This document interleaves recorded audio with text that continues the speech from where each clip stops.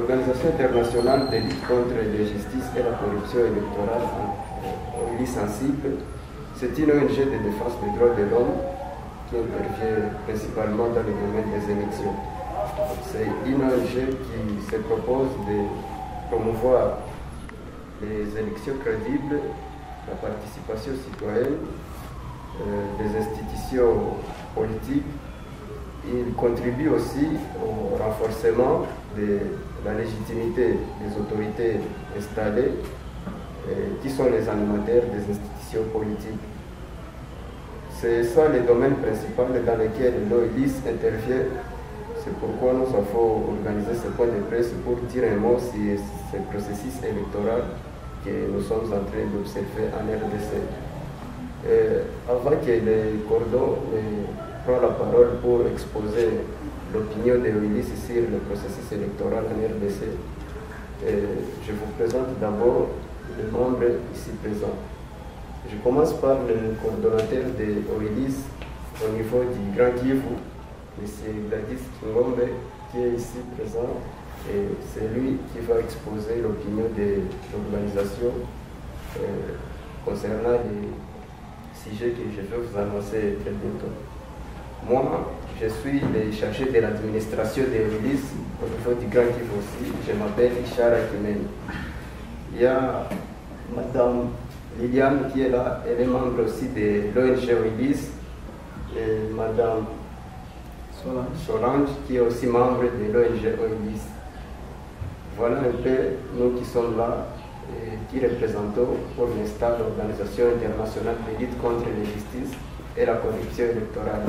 Et là, je vais maintenant tout droit accorder la parole au coordonnateur et pouvoir donner cette opinion-là que l'OILIS lance dans le public face à ce qui se passe dans le domaine des élections. Il va parler sur le sujet de cumul des fonctions dans le domaine des élections, les ambitions démesurées des politiciens congolais ainsi que leur égoïsme qui sont en train de s'observer durant tout le processus électoral. Monsieur le coordonnateur, vous avez la parole. Merci beaucoup, cher Richard. Merci beaucoup. Mesdames et messieurs de la presse, je vais aller droit au but.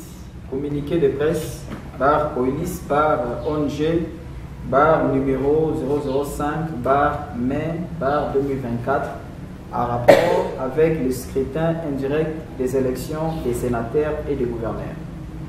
L'Organisation internationale de lutte contre l'injustice et la corruption électorale, OILIS en sigle, étant une des organisations des droits humains à vocation internationale implantée à travers la République démocratique du Congo, a suivi de près, au travers ses observateurs électoraux, le déroulement des élections sénatoriales ainsi que des gouverneurs tenues dans plus de 20 provinces sur les 26 qui forment la République démocratique du Congo. OILIS se dit indigné de l'égoïsme des politiciens congolais et déplore également les faiblesses de la loi électorale congolaise, au-dessus de tout, la corruption à ciel ouvert qui a émaillé ce processus. Consterné, l'ONG internationale OILIS exprime son indifférence à l'égard ou à l'endroit de certains animateurs issus de ces élections caractérisées par le cumul des sièges, la corruption et tout, quand l'égoïsme politique s'engage en menace nationale. Cumul des sièges aux élections. Ambition démesurée. L'ONG OILIS désapprouve l'égoïsme des politiciens congolais et alerte sur les faiblesses de la loi électorale. L'ONG OILIS pose comme problématique les points suivants. 1. Faiblesse de la loi électorale en vigueur en RDC. La loi électorale congolaise consacre et couronne les tripatouillages et les cumul des sièges. Ceci veut dire qu'un individu peut se lever un bon matin et postuler à tous les niveaux des élections, c'est-à-dire au niveau présidentiel, au niveau législatif national, provincial, sénatorial, gouvernoral, et avec son regroupement, cet individu a la chance de se voir être nommé encore ministre ou encore de se voir être nommé chef de corps dans une institution politique comme le Sénat, l'Assemblée nationale pourquoi pas être encore nommé mandataire. Et si jamais il réussit ou il est élu partout là-bas, la loi électorale congolaise autorise de garder ses sièges à la fois alors qu'il ne peut pas exercer au même moment.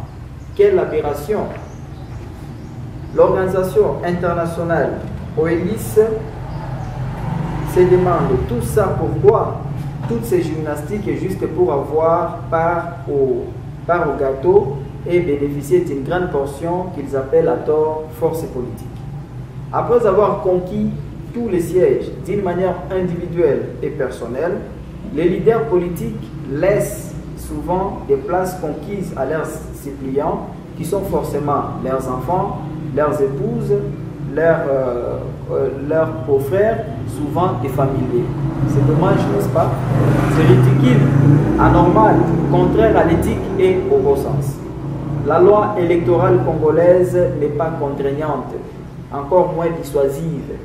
Les critères pour briguer un mandat en RDC sont légers et sont à revoir. L'ONG internationale OELIS recommande aux parlementaires nouvellement confirmés par la Haute Cour de procéder à la révision systématique de la loi électorale dans ses articles 10 à 12. OELIS recommande aux élus nationaux d'ajouter ces quelques paragraphes dans la loi électorale pour les élections de 2028. Article 10 de la loi électorale. Sans préjudice des textes particuliers, sont inéligibles les personnes ayant déjà été élues dans un scrutin dans le même processus électoral. Article 12 alinéa 4. Quel que soit le mode du scrutin, les candidats ne peuvent se présenter que dans une circonscription électorale et pour un seul niveau d'élection, je précise. L'égoïsme, la province d'origine et la tribu hissée au détriment de la nation. 2. Manque d'éthique et d'équité dans les chefs des politiciens congolais. Ayant compris les faiblesses de la loi électorale, les politiciens ont su comment détourner et servir cela à leurs avantages en cumulant des sièges. Égoïsme, injustice et corruption, fruit des antivaleurs. L'égoïsme comme mode opérant des politiciens congolais n'a jamais profité, encore moins occasionné le développement dans ces pays. En revanche, l'égoïsme est toujours sujet de frustration et de zizanie dans la société, car la minorité déjà considérée veut tout renfler au détriment des autres. Ça s'appelle l'aristocratie. À la question de savoir, qu'est-ce que la population gagne dans tout ce cumul de sièges aux élections? Rien du tout.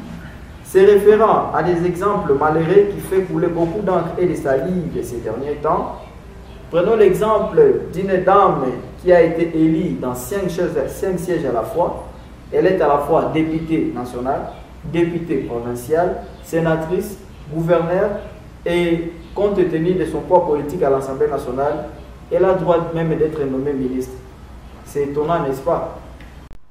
Il y a des politiciens, des ténors politiques en RDC, comme tant d'autres des politiciens ici, laissent en héritage le butin électoral et à leurs enfants biologiques. Les militants n'ont et n'auront rien malgré leur militantisme avéré. 3. OELIS dénonce le retard inexpliqué que connaît la formation du gouvernement de l'Union sacrée. 4 mois après, OELIS remarque que le pays n'a pas toujours des institutions stables, placées démocratiquement, pas de gouvernement, à cause des blocages de certains individus qui veulent encore une fois se retrouver partout et au même moment. L'égoïsme ici est motivé par quoi? Par un seul souci, s'enrichir en recevant plusieurs émoluments au nom des représentants du peuple. OELIS constate que la nouvelle majorité a pris le peuple congolais en otage, alors qu'il y a des défis majeurs à relever, notamment la guerre à l'Est, la montée spectaculaire de l'insécurité urbaine, le chômage des jeunes, l'instabilité du taux d'échange, la flambée des prix de première nécessité des denrées alimentaires sur le marché, les inégalités sociales et j'en passe. Apparemment, ça n'intéresse personne. OELIS ONG décrit les appétits gloutons des acteurs politiques véreux, autorités morales des états-majors politiques et membres de l'Union sacrée qui ne pensent qu'à leurs intérêts égoïstes, alliés et place de songer à la population meurtrie. OELIS constate que de trop la mauvaise foi des politiciens congolais à parvenir au consensus pour privilégier l'intérêt suprême de la nation. Enfin, mesdames et messieurs, chers journalistes, OELIS rassure que certains des leaders ou certains leaders qui retardent la formation du gouvernement, promoteurs de l'égoïsme politique en RDC, sont déjà identifiés et bientôt ils seront dévoilés dans l'opinion. Fait à Goma, le 4 mai 2024, lui est approuvé par le président du conseil d'administration de l'ONG internationale OELIS, M. Chamberlain Bongopa Sipiba depuis les États-Unis, signé pour les comptes de l'ONG OELIS Grand Kivu, Gladys Kimombe. Je vous remercie. C'est un rapport avec cette prise de position de l'ONG OELIS. Vous venez de dénoncer le fait qu'il y a certains politiciens véreux qui sont dans les cumuls de fonctions. Je crois que le débat était au niveau de l'Assemblée nationale et d'ailleurs le président avait instauré un service qui serait chapeauté par la ministre de la Justice en ce qui concerne les corruptions et tout le reste. Ça n'a pas été dit.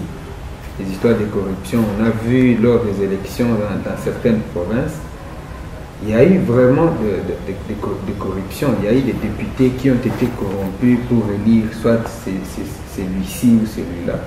Et généralement, ce sont des gens qui sont au pouvoir, qui avaient justement les monopoles d'argent et des pouvoirs aussi. C'est quoi la position de l'OELIS par rapport à cela? Parce que le président avait dit que ce service qui avait été chapeauté par la ministre de la Justice, Rose Mutombo, avait pour mission de décourager tout ce que vous venez de dénoncer. Aussi, la deuxième préoccupation, c'est en rapport avec la proposition. Proposer que pour la loi électorale lors des élections de 2018, vous proposez une légère modification, que cela ne soit plus rendu possible. Maintenant, si votre doléance n'est pas écoutée, qu'est-ce que vous ferez? On n'est pas encore aussi, on n'est plus aussi la police. On n'a pas à faire. Nous, on se limite qu'au niveau des rapports.